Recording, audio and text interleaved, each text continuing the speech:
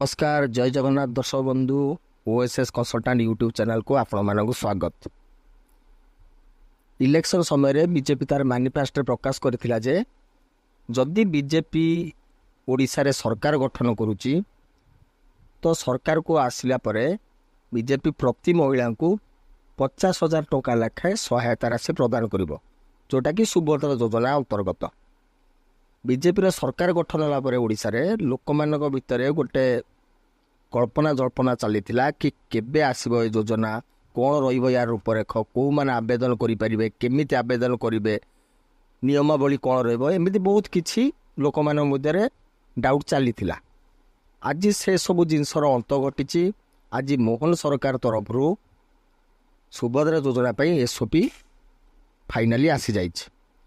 चलतु आम से विषय आलोचना करवा जे कौन डॉक्यूमेंट रहिबो सुभद्रा योजना पई, को माने आवेदन करि परिबे, को माने योग्य हिताधिकारी एवं केबे आवेदन हबो इत्यादि ए विषय पूरा आलोचना करवा। पूरा विवरण पाई वीडियोटी को पूरा देखा अनुरोध। धन्यवाद।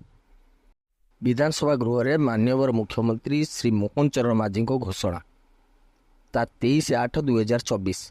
आज शुभ दिन में मु महिला सशक्तिकरण क्षेत्र में राज्य सरकार जोगांतकारी योजना सुभद्रा को राज्य कैबिनेट अनुमोदन संपर्क में आपण मानक अवगत कराऊँ।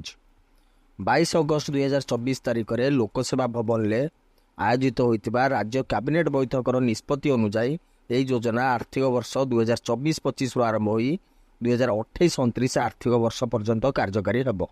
एथिपाई 55,825 कोटी टंकार बजेट धार्य होइछि। यही योजना राज्य 1 कोटी ऊर्ध्व महिला मानकर जीवन में परिवर्तन आनिब। एथिरे राज्य 21 वर्ष किंबा तदूर्ध्व एवं 60 वर्ष रु कम समस्त योग्य महिला को सामिल करा जिवो। प्रति वर्ष समस्त हिताधिकारी को राखी पूर्णिमा दिवस एवं अंतर्जातीय महिला दिवस जोटा कि 8 मार्च रे 5,000 टंका लेखाएं वार्षिक मोट 10,000 टंका प्रदान करा जिवो। तेणु 5 वर्ष रे जड़े योग्य महिला हिताधिकारी मोट 50,000 टंका पाइबे। सहायता प्रदान में स्वच्छता को निश्चित करने आधार पेमेंट ब्रिज सिस्टम एपीबीएस माध्यम रे योग्य हिताधिकारी मानक आधार सक्षम एकक धारक डीबीटी बैंक अकाउंट को सीधा सड़क आर्थिक सहायता पठाजिबा संगे संगे हिताधिकारी मानक एक सुभद्रा डेबिट कार्ड मध्य प्रदान करा जिवो।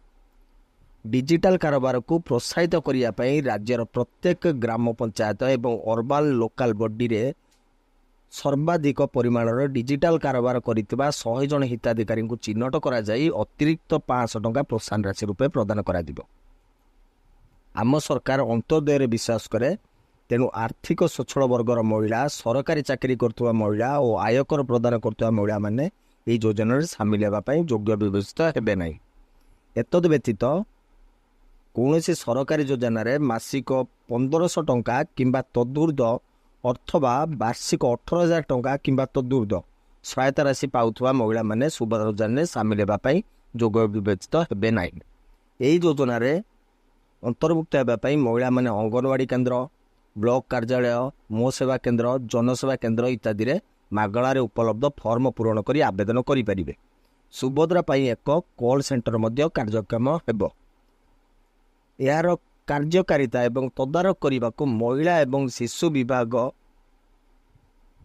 एक सुभद्रा समिति सोसाइटी गठन कर सुभद्रा योजनार शुभारंभ यथाशीघ्र करने आम सरकार पदक्षेप नेउछन्ति।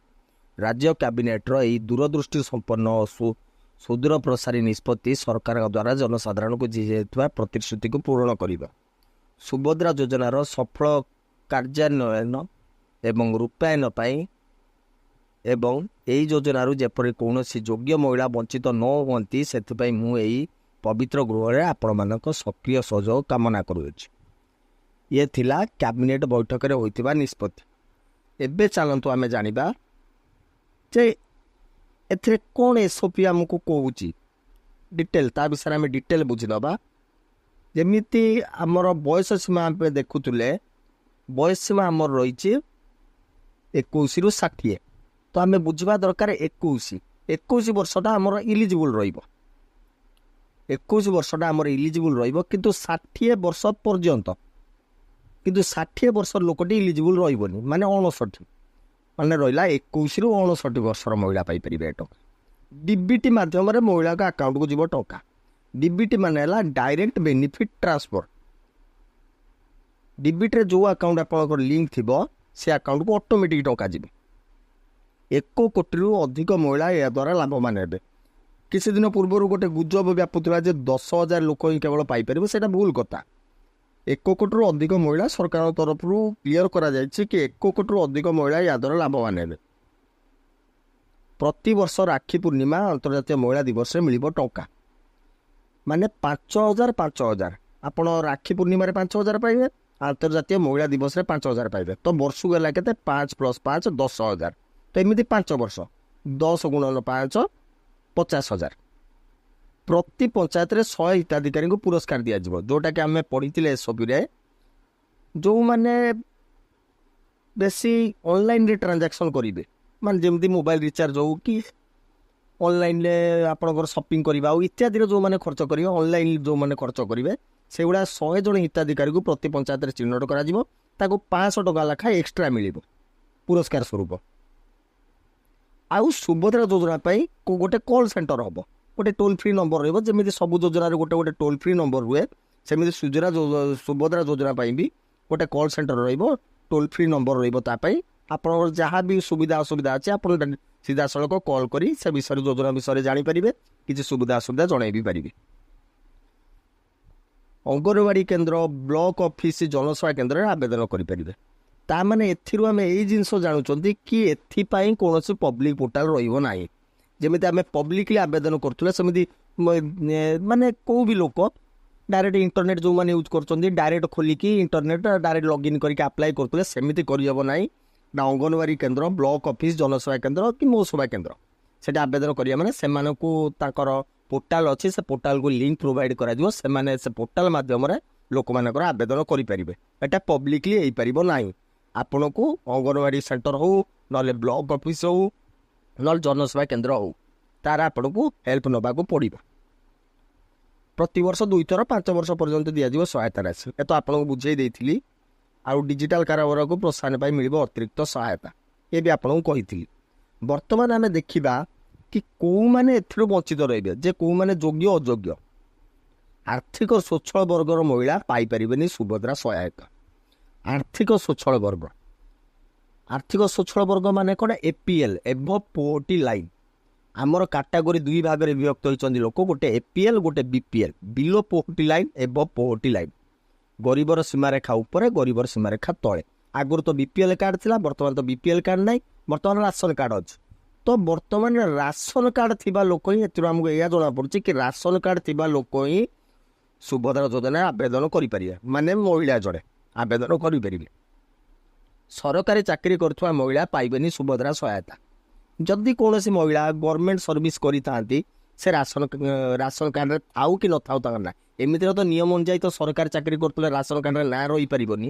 କିନ୍ତୁ ଯଦି ବି ଭୁଲ ବଶତଃ ତାଙ୍କ ନାଁ ଥାଏ ଆଉ ସେ ସୁଭଦ୍ରା ଆବେଦନ କରନ୍ତି, ତ ସିଏ ଯୋଜନାରେ ଟଙ୍କା ପାଇପାରିବେ ନାହିଁ। ଆୟକର ପ୍ରଦାନ କରୁଥିବା ମହିଳା ମଧ୍ୟ ସହାୟତା ରାଶି ପାଇପାରିବେ ନାହିଁ। ଆୟକର ପ୍ରଦାନ କେଉଁମାନେ କରନ୍ତି? ଯେଉଁମାନଙ୍କର ଇନକମ୍ 3 ଲକ୍ଷ 4 ଲକ୍ଷରୁ ଅଧିକା, ସେମାନେ ଆୟକର ପ୍ରଦାନ କରୁଛନ୍ତି, ତ ସେମାନେ ଏ ଯୋଜନାରେ ଟଙ୍କା ପାଇପାରିବେ ନାହିଁ। ଅନ୍ୟ ସରକାରୀ ଯୋଜନାରେ ସହାୟତା ପାଉଥିଲେ ମିଳିବନି ଟଙ୍କା। ଅନ୍ୟ ସରକାରୀ ସହାୟତା ମାନେ କ'ଣ? ଆମର ଯେମିତି ଅଲଗା ସରକାରୀ ସହାୟତା ରହିଲା, କିଏ ଆମର ପାଉଛନ୍ତି ଷ୍ଟାଇପେଣ୍ଡ ପାଉଛନ୍ତି। ଯେମିତି ଏକ୍ଜାମ୍ପଲ୍ ଆମେ ଗୋଟେ ଦେଖିବା ଭତ୍ତା। କିଛି ଅଛନ୍ତି ଯେଉଁମାନଙ୍କର ରାସନ କାର୍ଡ଼ ଅଛି କିନ୍ତୁ ସେମାନେ ଭତ୍ତା ପାଉଛନ୍ତି, ସେଇଟା ଟିକେ କନଫ୍ୟୁଜନ୍ ହେଉଛି। କି ଯଦି ଜଣେ ହ୍ୟାଣ୍ଡିକ୍ୟାପ୍ରେ ଭତ୍ତା ପାଉଛି କି ନହେଲେ ବିଧବା ଭତ୍ତା ପାଉଛି, ତାର ଯଦି ଭତ୍ତାଟା 1,500ରୁ ଉର୍ଦ୍ଧ୍ୱ କି ଅଲଗା କିଛି ସହାୟତା ରାଶି ପାଉଛି ପର୍ ମନ୍ଥ, ସିଏ ଇଲିଜିବୁଲ୍ ହେଇପାରୁନାହିଁ। ଏହାଦ୍ୱାରା ଏଇଟା ଟିକେ କନଫ୍ୟୁଜନ୍ ଭିତରେ ଚାଲିଛି। ତ ବର୍ତ୍ତମାନ ଆମେ ତାହେଲେ ଆବେଦନ କେଉଁଠି କରିବା? ଅଙ୍ଗନବାଡ଼ି କେନ୍ଦ୍ର, ମୁଁ ଆପଣଙ୍କୁ କହିଲି ଅଙ୍ଗନବାଡ଼ି କେନ୍ଦ୍ର, ବ୍ଲକ ଅଫିସ, ଜନସେବା କେନ୍ଦ୍ର, ଏଠି ଆମେ ଆବେଦନ କରିପାରିବା। ସମ୍ଭାବ୍ୟ ଡକୁମେଣ୍ଟ ଆମର କ'ଣ କ'ଣ ରହିପାରେ? ବର୍ତ୍ତମାନ ଆମେ ଦେଖିବା ଯୋଜନା ଅନୁଯାୟୀ ସମ୍ଭାବ୍ୟ ଡକୁମେଣ୍ଟ କ'ଣ ରହିପାରେ। ଆପଣଙ୍କର ଆଧାର କାର୍ଡ଼ଟା ତ କମ୍ପଲସରି ରହିବ, କାହିଁକି ଡିବିଟି ମାଧ୍ୟମରେ ଟଙ୍କା ଯିବ ମାନେ ସେଟା ଆଧାର ଲିଙ୍କ, ତ ଆଧାର କାର୍ଡ଼ ରହିବ। ମୋବାଇଲ ନମ୍ବର, ସେଟା ଆଧାରରେ ଲିଙ୍କ ହେଇଥିବା ଦରକାର, ତ ମୋବାଇଲ ନମ୍ବର ଆପଣଙ୍କୁ ଦରକାର 2ରେ। 3 ନମ୍ବରରେ ଭୋଟର ID କାର୍ଡ଼ ଦରକାର ଆପଣଙ୍କ ରେସିଡେନ୍ସ ପ୍ରୁଫ୍ ହିସାବରେ। 4 ନମ୍ବରରେ ରାସନ କାର୍ଡ଼ ଦରକାର, କାହିଁକିନା ମୁଁ ଆପଣଙ୍କୁ କହିଲି ସେ କଥା କି ଗରିବର ସୀମାରେଖା ତଳେ ଆପଣ, ସ୍ୱଚ୍ଛଳ ବର୍ଗ ନୁହେଁ, ତ ଆପଣଙ୍କୁ ରାସନ କାର୍ଡ଼ ଥିବ, କାହିଁକିନା BPL କାର୍ଡ଼ ତ ଆଉ ନାହିଁ ବର୍ତ୍ତମାନ ରାସନ କାର୍ଡ଼। ତାପରେ ରହିଲା ଇନକମ୍ ସାର୍ଟିଫିକେଟ୍, ଆପଣଙ୍କୁ ଇନକମ୍ ସାର୍ଟିଫିକେଟ୍ଟି ଲାଗିବ, କାହିଁକିନା ଆପଣଙ୍କର ଇନକମ୍ କମ୍ ବୋଲି ଗୋଟେ ପ୍ରୁଫ୍ ଲାଗିବ। ତ ଇନକମ୍ର ପ୍ରୁଫ୍ କେଉଁଟା? ବର୍ତ୍ତମାନ ଇନକମ୍ ସାର୍ଟିଫିକେଟ୍ ହିଁ ଇନକମ୍ର ପ୍ରୁଫ୍, ତ ଇନକମ୍ ସାର୍ଟିଫିକେଟ୍ ଆପଣଙ୍କୁ ଲାଗିବ। ତାପରେ ଆପଣଙ୍କର ପାସପୋର୍ଟ ସାଇଜ୍ ଫଟୋଟିଏ ଲାଗିବ ଆଟାଚମେଣ୍ଟ ପାଇଁ, ଆଉ ବ୍ୟାଙ୍କ ପାସବୁକ୍ ଲାଗିବ, କେଉଁ ବ୍ୟାଙ୍କ ଆକାଉଣ୍ଟକୁ ଯିବ ଟଙ୍କା, ତ ବ୍ୟାଙ୍କ ଆକାଉଣ୍ଟରୁ ଆପଣଙ୍କର ଲାଗିବ। ଆଉ ବୟସ ସୀମା 21ରୁ 59 ରହିବ। ଯଦି ଆପଣଙ୍କର କିଛି ଲୋକ ଏମିତି ଅଛନ୍ତି ଯେଉଁମାନଙ୍କର ଭୋଟର କାର୍ଡ଼ ସହିତ ଆଧାର କାର୍ଡ଼ର ତାଳମେଳ ନାହିଁ, ମାଇନର ସ୍ପେଲିଂ ମିଷ୍ଟେକ୍ ଅଛି କି କ'ଣ ଅଛି, ଆମକୁ ତ ରେସିଡେନ୍ସ ପ୍ରୁଫ୍ ଦେବାକୁ ପଡ଼ିବ। ଯଦି ଭୋଟର ଆଇ କାର୍ଡ଼ରେ ସେମିତି କିଛି ପ୍ରୋବ୍ଲେମ୍ ଥାଏ ତ ଆପଣ ରେସିଡେନ୍ସ ସାର୍ଟିଫିକେଟ୍ ଆପ୍ଲାଏ କରିନେବାଟା ବେଟର୍ ହେବ। ତ ରେସିଡେନ୍ସ ସାର୍ଟିଫିକେଟ୍ ଆପଣ ଆପ୍ଲାଏ କରି ରଖନ୍ତୁ। ଗୋଟିଏ ରାସନ କାର୍ଡ଼ରେ ଜଣେ ହିଁ ମହିଳା ଆବେଦନ କରିପାରିବେ। ତ ଇଏ ବର୍ତ୍ତମାନ ସୁଦ୍ଧା ଆମକୁ SOP ଯାହା ମିଳିଛି ସେଥିରୁ ଆମେ ଏଇଆ ଜାଣିପାରୁଛନ୍ତି। ଆଉ ଯଦି କିଛି ଆମକୁ ୟା ବିଷୟରେ କ୍ଲିଅର ଇନଫର୍ମେସନ୍ ଆଉ କିଛି ଆଗକୁ କ୍ଲାରିଟି ଆସିଲା ତ ମୁଁ ଆପଣଙ୍କୁ ନେକ୍ସଟ ଭିଡ଼ିଓରେ ୟା ବିଷୟରେ ଅବଗତ କରାଇଦେବି। ଆଉ କେମିତି ଭାବରେ ଆପଣମାନେ ଆବେଦନ କରିପାରିବେ ଇନକମ୍ ସାର୍ଟିଫିକେଟ୍, ରେସିଡେଣ୍ଟ ସାର୍ଟିଫିକେଟ୍, ୟା ପରେ ବି ମୁଁ ଡିଟେଲ୍ ଭିଡ଼ିଓ ନେଇକି ଆସୁଛି। ଆପଣ ୟା ପରେ ଦେଖିପାରିବେ ମୋର ଏଇ ଚ୍ୟାନେଲ୍ OSS କନସଲଟାଣ୍ଟ ୟୁଟ୍ୟୁବ୍ ଚ୍ୟାନେଲ୍ରେ ଆପଣ ଦେଖିପାରିବେ ତ କେମିତି ଭାବରେ ଆପଣ income certificate, resident certificate apply କରିପାରିବେ। ଧନ୍ୟବାଦ। ଆଜି ପାଇଁ ରଖୁଛି, ନମସ୍କାର।